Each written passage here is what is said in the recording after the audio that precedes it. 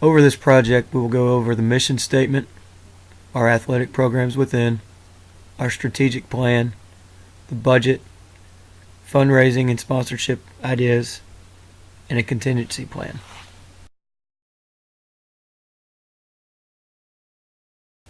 Like any other university, our mission statement keeps us separated from the other universities. It makes us unique, lets us stand alone. It's Northwest Massachusetts State University will advance the intellectual and social condition of the people of the state, the country, and the world through the construction, transformation, and distribution of knowledge, with an emphasis on quality athletic programs in the areas of winning, development, graduation, and service.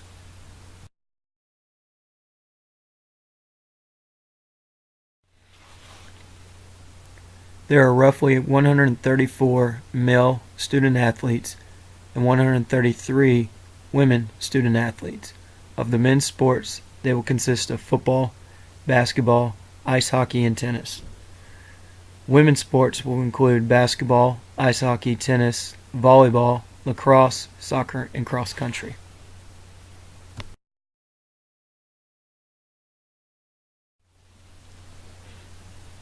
Like other universities, our strategic plan is quite simple. This plan is going to serve as a compass in the department's quest for excellence in our academics, our competition, our integrity of the university, and we want to foster the relationships we have with our student athletes. We need to recognize the role the university's athletic program play in enhancing the experiences from fans and students. We also need to incorporate alumni. Understanding the challenges needed to kind of overcome our fundraising dilemmas at the Division III level are very crucial.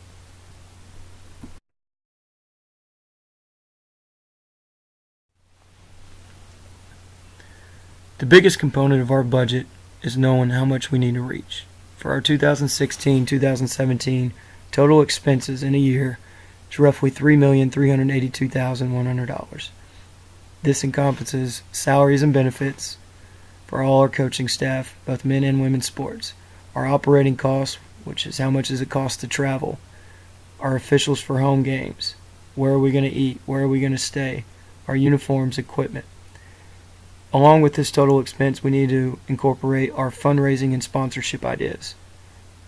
We understand that games cost money, not outside of officials and uniforms and food, but we're going to also have to cost to turn on the lights, run water, so on. Also signage, LEDs cost money. That's where we can get our fundraising. That's where we can get our sponsorship ads. By getting money, we can give them these tools to enhance their business while enhancing our fan experience. And last will be contingency plan. These are all for the unforeseen costs, weather damages, if we need to upgrade facilities, etc.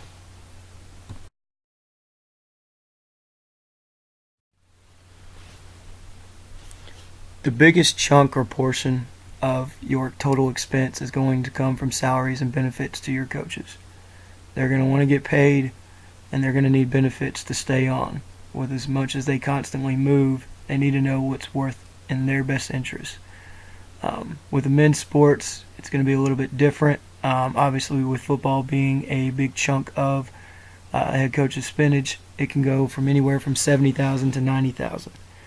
Tennis is obviously the least amount, and even with tennis, you can actually have one coach, maybe coach both boys and girls.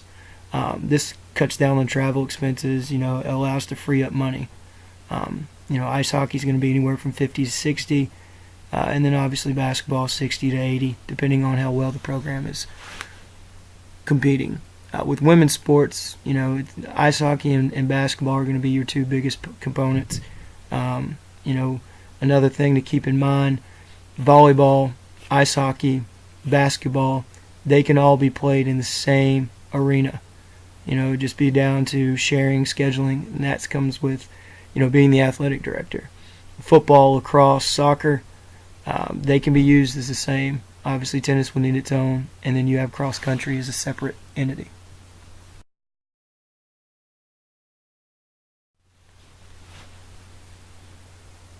Operating costs can sometimes go unforeseen. It's not to necessarily call them a contingency plan, but a lot of times people don't budget enough money to go through. With men's sports, and women's sports. The team travel is going to differentiate because there's obviously more women's sports at this university than there are men. However, there are about the same amount of people traveling if you look at all sports body. Recruiting and scouting obviously is not a whole lot of money to cover with the expenses. That's why fundraising, that's why sponsorship is going to come in huge. Academics is going to be another big side of this. One of the things about Division III schools is they do not give athletic scholarships, so it's going to be more emphasized on academics. Can they qualify? Can they get in? Then we can go down that road. Equipment and uniform, again, is going to come down to maintaining the uniforms, making sure that once we get them, we take good care of them. This could be with branding. Going with, Under Armour, Nike, Adidas, apparel company like that will sometimes award or donate certain equipment just so they can be seen and so we can get a taste of their product. Officials is another big thing, depending on, how many home games we set up, obviously the cost of officials. The good news is with Division III programs such as this, there's a lot of officials that are already provided based on the conference that we play in.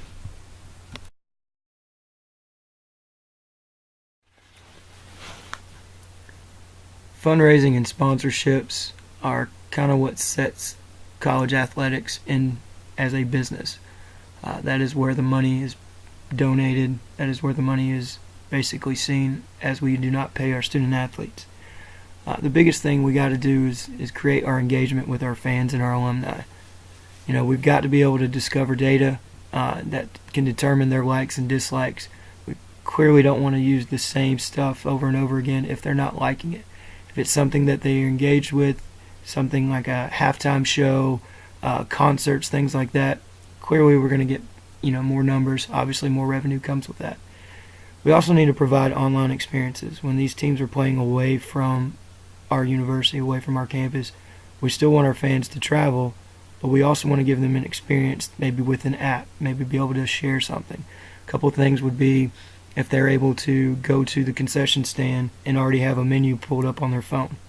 They can go ahead and see what they want to order, have it already delivered to them. Other entities like that. The biggest sponsor that we can do basically has to pertain to our students or our millennials. Millennials have had technology since the day they were born. It's something they can have at their fingertips. They want it, and they want it now. So we don't need to address corporations just to make that big money in the fossil fuels and other oil companies and things like that.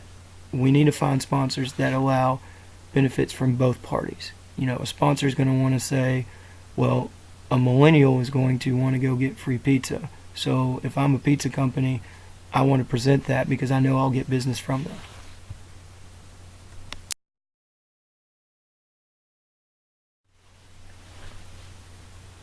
A contingency plan is nothing more than somewhat of a sublease of what we want to do for our total expense budget. It is money that we basically put into a savings account, so to speak. It's there. If we need it, we can use it, but we would like for it to just kind of sit there. And it's going to run about 8 to 10%, but this is going to be used just for damages, upgrades, or innovation purposes that may come through from anything that could be weather-related, travel related, if our equipment breaks and we need to get other things like that.